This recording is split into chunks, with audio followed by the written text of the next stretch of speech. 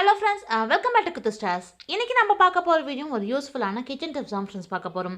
இந்த டிப்ஸ் எல்லாமே கண்டிப்பா நம்ம டே டு டே லைஃப்ல ரொம்ப யூஸ்ஃபுல்லா இருக்கும். சோ வாங்க என்ன டிப்ஸ் அப்படிங்கறத வீடியோ பார்த்து தெரிஞ்சுக்கலாம்.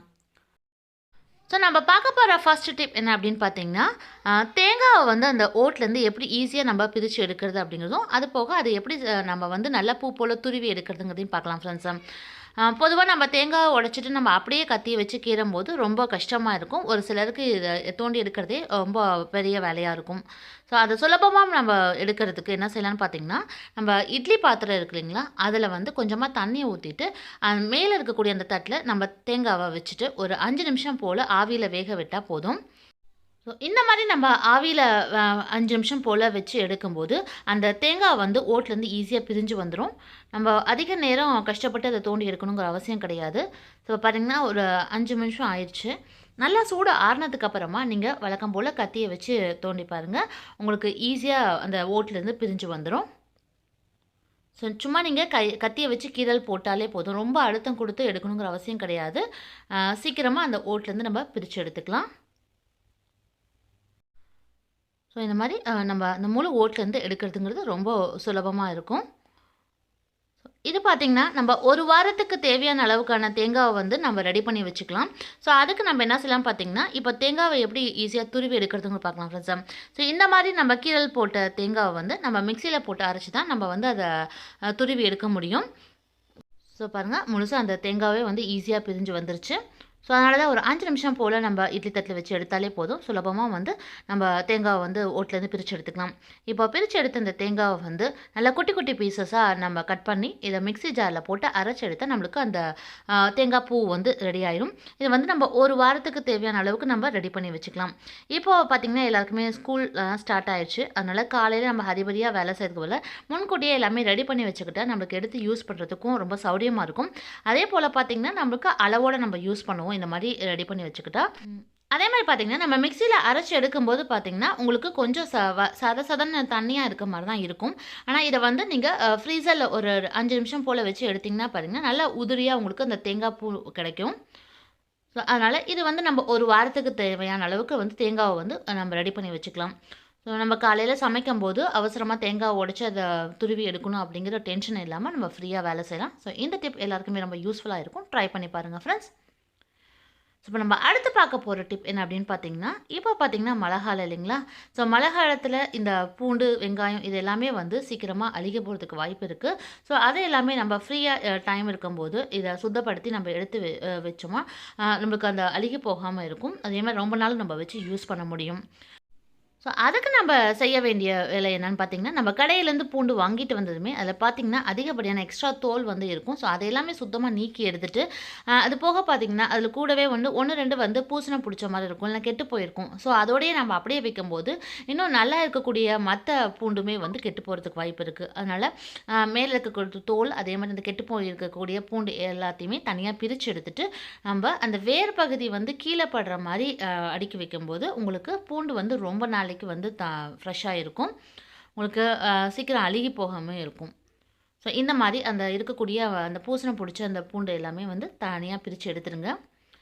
ஸோ அதே மாதிரி பார்த்திங்கன்னா நம்ம பூண்டை வந்து அப்படி முழுசாகவும் வைக்காமல் இந்த மாதிரி தனித்தனியாக பிரித்தும் நம்ம வந்து காய்கறியில் வந்து போட்டு வைக்கலாம். ஸோ இப்படி நம்ம போட்டு வச்சாலுமே பார்த்திங்கன்னா உங்களுக்கு அதிக நாளைக்கு வந்து ஃப்ரெஷ்ஷாக இருக்கும், சீக்கிரம் வந்து கெட்டு போகாமல் இருக்கும். அதே மாதிரி இதுவும் வந்து நம்ம டைம் இருக்கும்போது நம்ம தோல் எல்லாத்தையுமே சுத்தமாக நீக்கி எடுத்துடலாம். பூண்டை பொறுத்தவரையும் நீங்கள் தண்ணியில் ஒரு 5 ஒரு 10 நிமிஷம் போட்டு வச்சிங்கன்னா அந்த தோல் எல்லாமே ஈஸியாக பிரிஞ்சு வந்துடும். ஸோ அது நம்மளுக்கு ஒரு வாரத்துக்கு தேவையான அளவுக்கு பூண்டை வந்து நம்ம உரித்து நம்ம மாதிரி டப்பாவில் போட்டுட்டு நம்ம ஃப்ரிட்ஜில் ஸ்டோர் பண்ணி வச்சிடலாம். ஸோ தேவையான அளவுக்கு காலையில் நம்ம எடுத்து யூஸ் பண்ணுறதுக்கு கரெக்டாக இருக்கும். ஸோ இந்த மாதிரி நீங்களும் ரெடி பண்ணி வச்சுக்கோங்க ஃப்ரெண்ட்ஸ். அடுத்து நம்ம கேரட்டை எப்படி ரொம்ப நாளைக்கு ஃப்ரெஷ்ஷாக ஸ்டோர் பண்ணி வைக்கிறது அப்படிங்கிறத பார்க்கலாம் ஃப்ரெண்ட்ஸ். பொதுவாகவே நம்ம கேரட்டை கடையிலேருந்து வாங்கிட்டு வந்ததும் நம்ம அப்படியே கவருக்குள்ளே போட்டு வச்சோம்னா அது சீக்கிரமாக அழுகி போயிடும்.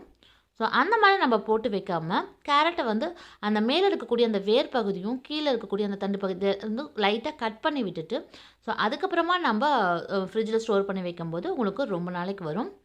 ஆனால் என்னதான் நம்ம இந்த மாதிரி கட் பண்ணி கவரில் போட்டு வைக்கும்போது பார்த்திங்கன்னா உங்களுக்கு அது சீக்கிரம் கெட்டு போகிறதுக்கு வாய்ப்பு இருக்குது.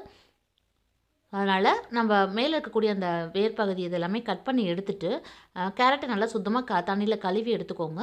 கழுவி எடுத்ததுக்கப்புறமா இதை வந்து நம்ம ஒரு டப்பாவில் போட்டு தண்ணியை ஊற்றி வச்சு நீங்கள் ஸ்டோர் பண்ணி வச்சு பாருங்கள்.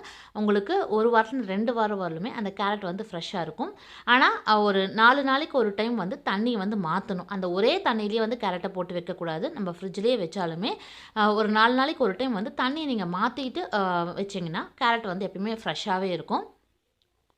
ஸோ இந்த டிப்பும் கண்டிப்பாக எல்லாருக்குமே யூஸ்ஃபுல்லாக இருக்கும். நீங்களும் ட்ரை பண்ணி பாருங்கள் ஃப்ரெண்ட்ஸ். இதே போல் தான் எலுமிச்சம்பழத்துக்கும் அதுவுமே தண்ணியிலையும் போட்டு வச்சிங்கன்னா ரொம்ப நாளைக்கு உங்களுக்கு ஃப்ரெஷ்ஷாக இருக்கும். அடுத்து நம்ம பார்க்க போகிற டிப் என்ன அப்படின்னு பார்த்தீங்கன்னா, பச்சை மிளகா வந்து எப்படி ரொம்ப நாளைக்கு நம்ம ஃப்ரிட்ஜில் ஸ்டோர் பண்ணி வைக்கிறது, கெட்டு போகாமல் இருக்கிறதுக்கு என்ன செய்யலாம் அப்படிங்கிறத பார்க்கலாம் ஃப்ரெண்ட்ஸ். இது நிறையா பேருக்கு தெரிஞ்சிருக்கலாம். ஸோ பிகினர்ஸாக இருக்கவங்களுக்கு கண்டிப்பாக இந்த டிப் யூஸ்ஃபுல்லாக இருக்கும். ஸோ அதுக்காக தான் இந்த டிப்பையும் ஷேர் பண்ணுறேன். ஸோ பச்சை மிளகாவை பொறுத்த வரலும் நம்ம காம்போடையே ஃப்ரிட்ஜில் எடுத்து வைக்கும்போது அது சீக்கிரமாக பழுத்தும் போயிடும். அதே மாதிரி சில டைமில் அழுகி போகிறதுக்கும் வாய்ப்பு இருக்குது. அதனால் வாங்கிட்டு வந்ததுமே அது மேலே இருக்கக்கூடிய அந்த காம்பு பகுதியை மட்டும் தனியாக கிள்ளி எடுத்துட்டு வெறும் அந்த மிளகாவை மட்டும் நீங்கள் டப்பாவில் போட்டு ஸ்டோர் பண்ணி வச்சிங்கன்னா ரொம்ப நாளைக்கு வந்து அந்த பச்சையாகவே இருக்கும். அதே மாதிரி கெட்டு போகாமல் இருக்கும். டப்பாவில் போட்டு வைக்கும்போது சுத்தமாக அந்த தண்ணி வந்து இருக்கக்கூடாது. ஈரப்பதம் இல்லாத மாதிரி இப்போ நீங்கள் போட்டு வைங்க. ஸோ இந்த மாதிரி நம்ம போட்டு வைக்கும்போது பார்த்திங்கன்னா உங்களுக்கு ஒரு மாதம் வரலுமே உங்களுக்கு பழுத்து போகாமல் இருக்கும். ஸோ இப்போ இந்த மிளகா பார்த்திங்கன்னா கிட்டத்தட்ட நான் வந்து 20 நாளுக்கு மேலே ஆகுது. நான் ஃப்ரிட்ஜில் தான் ஸ்டோர் பண்ணி வச்சுருக்கேன். ஸோ இப்படி நீங்கள் ட்ரை பண்ணி பாருங்கள் ஃப்ரெண்ட்ஸ். பச்சை மிளகா எப்பயுமே வந்து சீக்கிரமாக பழுத்து போகாமல் இருக்கும். ஸோ இனி நீங்கள் பச்சை மிளகா வாங்கிட்டு வந்தால் இந்த மாதிரி ஸ்டோர் பண்ணி வச்சு பாருங்கள் ஃப்ரெண்ட்ஸ். ரொம்ப நாளைக்கு ஃப்ரெஷ்ஷாகவே இருக்கும். ஸோ இந்த டிப்பு உங்களுக்கு யூஸ்ஃபுல்லாக இருக்கும். ட்ரை பண்ணி பாருங்கள் ஃப்ரெண்ட்ஸ். அடுத்து நம்ம பார்க்க போகிற டிப்பும் பார்த்திங்கன்னா மிளகா பற்றினது தான். நம்ம வீட்டில் எல்லாருமே வந்து வர மிளகாயும் நம்ம அதிகமாக பயன்படுத்துவோம்.